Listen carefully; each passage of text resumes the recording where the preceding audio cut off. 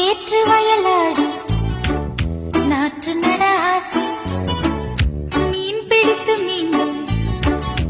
ஆற்றில் விட ஆசை, வான